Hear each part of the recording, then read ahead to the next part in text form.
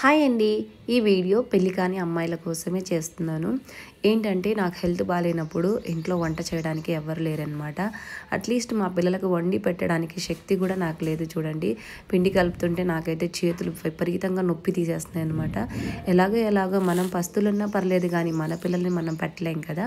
So మీరు పెళ్లి చేసుకోవాలనుకుంటే మీ ఇంటికి వచ్చిన అంటే ఎప్పుడైతే మీకు పెళ్లి చూపులకు వస్తారు కదా, మీకు అన్నీ అడుగుతారు కదా, అమ్మాయిని అబ్బాయి అన్ని విషయాల్లో ఇది ఉందా అది ఉందా అలా ఇలా అన్ని అడుగుతారు.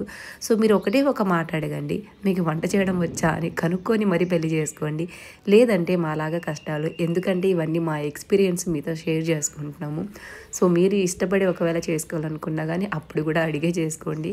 లేదంటే మాలాగా ఒంటరిగా ఉన్న వాళ్ళకైతే ఎవరు చేసి పెట్టలేక చచ్చినా చేసి పెట్టక తప్పదనమాట.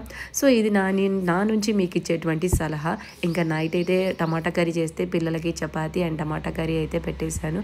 ఇంకా నాకు నైట్ చేసే ఓపిక లేక ఎక్కువనే పిండి కలిపేసి ఫ్రిడ్జ్లో అయితే స్టోర్ చేసుకున్నా. వీడియో నచ్చితే like and subscribe. Bye bye.